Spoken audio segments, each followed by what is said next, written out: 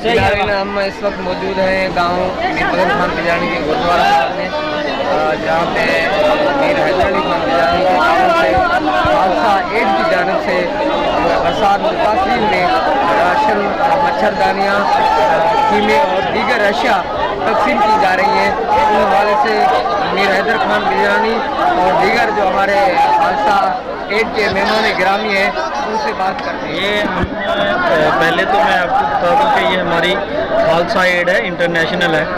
तो ये हम अभी राशन लेके आए हैं। हमारा वैसे कैंप जो है वो है खैरपुर में। तो उसके बाद हमें यहाँ पे पता चला था कि यहाँ पे तकरीबन 800 फैमिली ऐसी हैं जिनको राशन नहीं मिला। तो हम पहले तो हमने विज़िट किया था, ये हमारे भाई हैं हैदर साहब, उनके साथ हमने विज़िट किया था।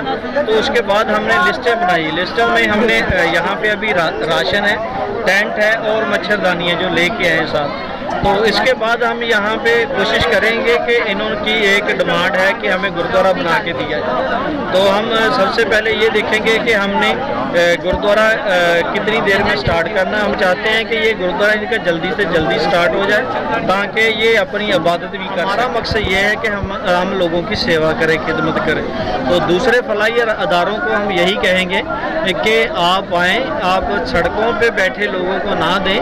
उनको तो वैसे ही ऑलरेडी मिल गया। जो पीछे लोग बैठे हैं, घरों में बैठे हैं लोग, उनको उन तक पहुँचे ताकि उनको भी जो अमदाद है आपकी उनका हिस्सा। मैं शुक्रगुजार हूँ खालसा एड का। खालसा एड के रिप्रेजेंटेटिव जसकरण सिंह सिद्धू साहब हमारे पास यहाँ पे आए हैं। पहले भी आ चुके हैं अपनी टीम के साथ। उन्होंने सर्वे किया था और हमने यहाँ पे ऑन ग्राउंड फिर सर्वे भी कराया था। यहाँ जितने घर थे पूरे गाँव को हम इंशाल्लाह कवर कर रहे हैं। और अगर नंबर्स की बात करें तो 800 फैमिलीज़ को हम लोग कैटर करेंगे। सिर्फ यहाँ के नहीं, यहाँ पे तो सिर्फ 525 जो घर हैं इस पूरे गांव में हम उनको दे रहे हैं। बाकी जो है जो दूसरे दूर दराज एरिया में जो और मुस्लिम कम्युनिटी है और जो दूसरे लोग भी हैं, क्योंकि खालसा एड सिर्फ सिखों की मदद नहीं करती, पूरे जितने भी वो इंसानियत की मदद करती है। तो मैं शुक्रगुजार हूँ कि आज अपनी टीम के साथ आए हैं। आप सामान भी देख सकते हैं, सुबह से मेहनत कर रहे हैं सारे। और कोशिश हमारी ये है कि हम ज़्यादा से ज़्यादा लोगों को कवर करें।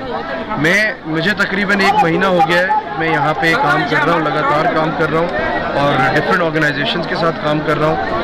अप्रोच काफ़ी लोगों को मैंने किया है। खालसा एड उनमें से एक ऑर्गेनाइजेशन है यूके की जिनको अप्रोच किया था और अगले ही दिन स्विफ्ट रिस्पॉन्स आया था खालसा एड का।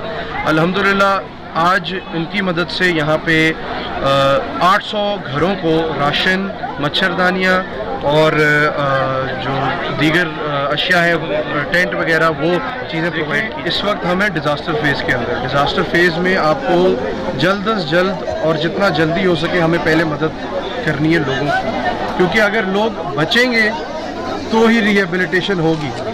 अगर लोग मर जाएंगे तो आप किन लोगों को रिहेबिलिटेट करके उनके किन के घर आप बनाएंगे। तो हमारी पहली कोशिश यही थी कि हम लोगों को बचाएं। जिस तरह मैंने अपनी जब रिलीफ ड्राइव स्टार्ट की थी तो मैंने शुरुआत की थी पके हुए खाने से। उस वक्त वो था कि जब लोगों के पास चूल्हे नहीं थे, बर्तन नहीं थे, वो खाना कहाँ बनाते अगर राशन उनको देते।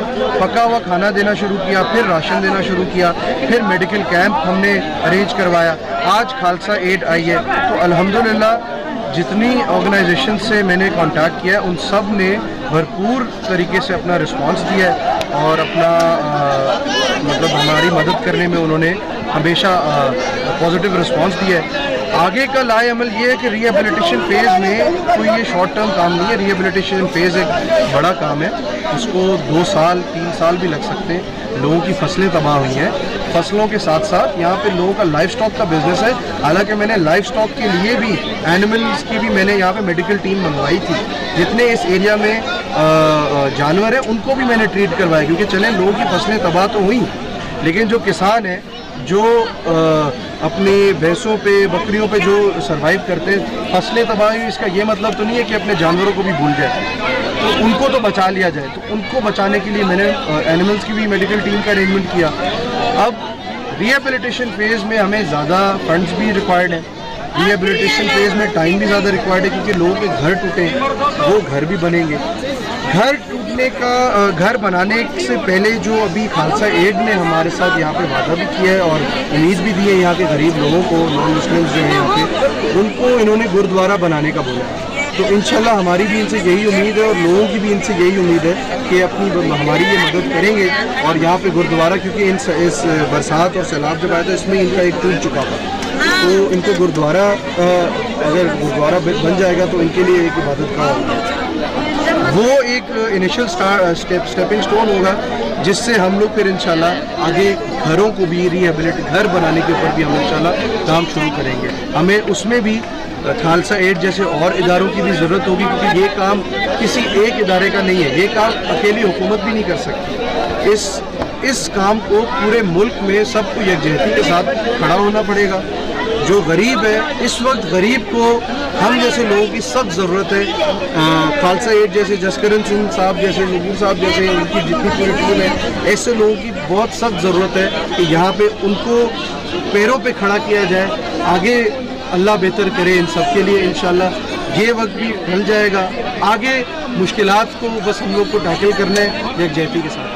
नाज़रीन, आपने मीर हैदर अली खान बिजरानी और दूसरे जो खालसा एड के मेहमान गिरामी यहाँ पे राशन तकसीम करने आए थे, उनकी बातें आपने सुनी। उनका कहना था कि हम तकरीबन 800 ख़ानदानों में ये जो है राशन, मच्छरदानियाँ और कीमे और दीगर अशिया तकसीम करेंगे।